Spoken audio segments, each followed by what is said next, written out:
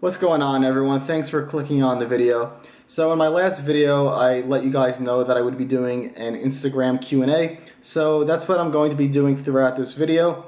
I'm going to start talking now. I'm going to answer a few questions and then I'll play some of my workout footage, but I don't have enough workout footage to cover the whole video, so I'll start talking now, answer some questions. I'll continue talking throughout the workout footage, and then I'll answer some questions throughout the week while I'm going to work and in the car and stuff. So I have the post right now. If you guys missed it, it was this post right here, basically asking you guys to ask questions. So I took a look at all of them. I didn't actually give any of these like deep thought yet, so I'm just going to start scrolling through and I'll answer 2 or 3 right now, and then we'll move on to another location at some other point. So first question, how do you stay motivated? Honestly, at this point, what motivates me is not the same thing that motivated me when I began. Now I would say what motivates me is I like the physique I've maintained. I put a lot of effort into it over the years, and if I kind of feel like if I stop it now, I kind of wasted a whole decade of my life of building it. So right now what really keeps me motivated is just to maintain the physique that I put so much work in to build, and obviously I still do want to look good. Another question is, how many miles do you run a week? I don't run any miles. I don't know if you mean cardio. If you do mean cardio, I do cardio after every workout. I burn 400 calories on various machines, either steps or arc trainer or elliptical, and it takes me roughly 25 minutes, a little bit less at the end of each workout. I'll do one more question now and then we'll call it a night. Why do you change your macros on off days if calorically things are the same? Wouldn't the extra carbs instead of more fats on off days replenish glycogen more? Why do you think you did gain weight, even if it's water? Why would it happen only on off days? Hard to figure out, in my opinion. Maybe you know the answer. Would be a good question, hopefully. So what he's talking about is I recently changed my macros on off days. I raised the fat and lower the carbs.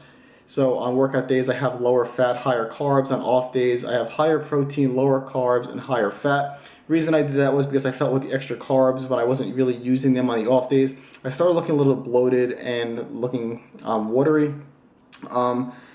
So, I mean, really what I think happened was I was spilling over. My body wasn't using all the carbs, so that's why I really changed it. Calorically, they are about the same, but fats don't get stored in your muscle as glycogen like carbs do. So I do think it's the fact that my muscles aren't as full, I guess you could say. I'm not holding as much water. That's probably why I'm not as bloated. And I'll do one more question now, and then I'm going to call it a night. Question is, what's the best split for cutting?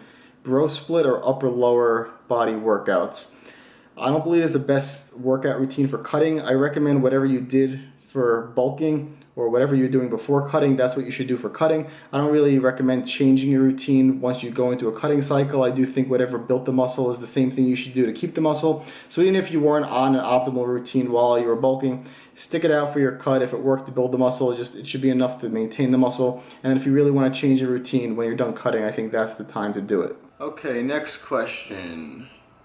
Alright, so the question is, when you competed, how did you prep? Did you use carb cycling, if it fits your macros, keto, or just straight calorie deficit with high protein? Also, what cardio did you do? Honestly, I just tracked my macros, so I guess you could say if it fits your macros. My approach, I always like to eat carbs more than fat, so I try to keep carbs as high as I possibly can and try to lower my fat. But I mean, when it comes down to it, you have to lower everything, and by the end, my macros are pretty low. I do like to do a lot of cardio, so it allows me to eat more.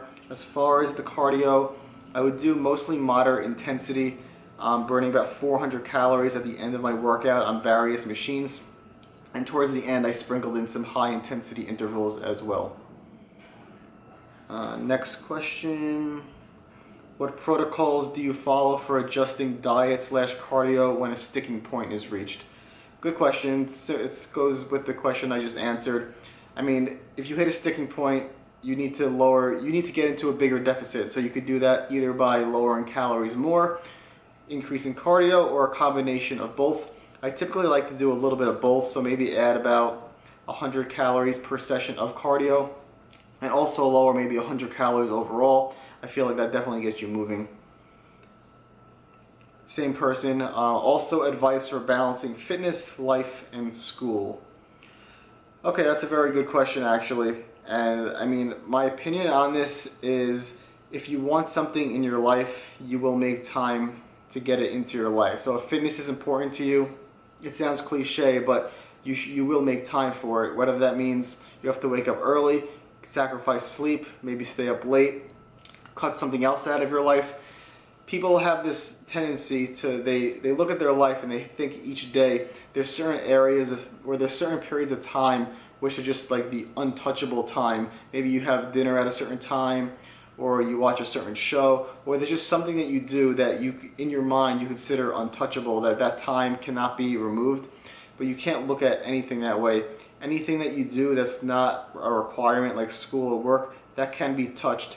So if you have to eat dinner at a different time, if you have to skip a TV show, if you can't hang out with a friend, if there's something that you can't do because something else is going to take that spot because it's more important to you, just do it. I'm very guilty of this myself. I get very structured, but sometimes you have to break out of your comfort zone and make sure you fit something else into it if it's important to you. So, I mean, if you want to do it, you're going to make time. I mean, sometimes maybe you won't be able to get to the gym 5 days a week. Maybe you can't work out for 2 hours a day. But if you can only get there maybe 1, 2, 3 days a week, maybe you can only get there for 45 minutes.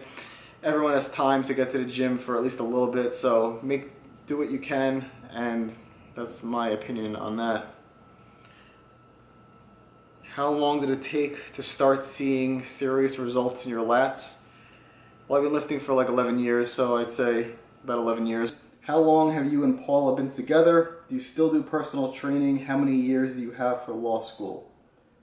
I'm going to leave the first part of that question to Paula. I'll skip to the do you still do personal training? I never did personal training. I never trained people in person. I do online coaching, so I do give people diet plans and programs online.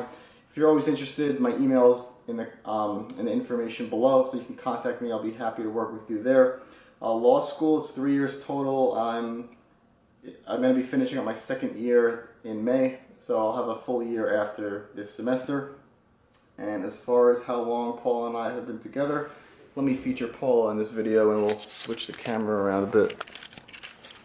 We've been together 7 years, so we met at the end of January 2010, so 7 years. What inspired you in the first place to start gaining muscle in general?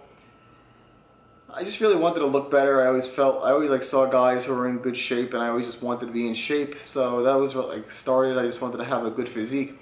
But I actually enjoyed going to the gym and seeing the progress, and I kind of got addicted ever since. What straps, hooks are you using in your deadlift videos? Your thoughts compared to regular straps for deadlifts? Also, could you talk about why you choose to use a double pronated grip on your deadlift versus supinated grip? I use VersaGrips. I like those much better than straps. I use straps in the beginning of my lifting, and even though I wasn't that strong, every few months they would actually tear while deadlifting because the weight was too heavy. VersaGrips, you don't really need to do much work to strap them in. You kind of just put it in and go. It has a very good grip. You kind of feel like you're Spider-Man, like that bar is not falling out of your hands.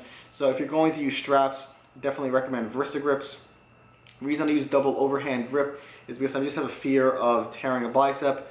I'm not into powerlifting, so I have no problem using straps or VersaGrips in my case, and I just don't see the point of using using over/under and seeing the possibility of tearing a bicep. It's just a risk I don't see worth taking. Really, there's no benefit for me. Someone asked me, for some reason the question didn't show up here, but he sent me a message showing me that he asked me this question, so I'm going to answer it now. He asked me what my opinion is on lower protein. Now, I always typically recommend a minimum of 1 gram of protein per pound of body weight. I do believe you could probably get away with less. It's just that eating a little bit more protein to be on the safe side, there's no negative to it. So I always much rather be on the safe side than not eat enough. I mean, if you just can't eat that much protein, go ahead, experiment. But I mean, my opinion is if you're going to be putting all this work in the gym, why eat a little bit less protein by accident? Just eat a little bit more. Maybe you'll get a benefit, maybe it won't benefit, but at the very least, you're not going to be getting any negatives out of eating a little bit too much protein. Now, you don't need to do what I used to do, which was eat like 300 grams of protein, but if you're eating around a gram per pound of body weight, maybe a little bit over, that's what I would really shoot for. If you feel like experimenting with less, you'll probably be fine. I just don't like the risk. What's your take on mini bulk and cut cycles, something like a 6 to 8 week bulk and 1 to 2 week cut in order to stay as lean as possible? I like mini cuts. I think that if you're bulking slow enough, you shouldn't really be getting too fat to begin with. But if you are in an extended bulk and you feel like you're getting a little fat, go ahead and go on a little cut. I do think that's a good approach. Alright guys, so that's all the time I have for this video. I'll maybe try to do another Q&A in the future. Let me know if you like something like this. But do me a favor, hit that thumbs up button if you enjoyed the video. Subscribe if you haven't already, and I'll see you guys in the next video.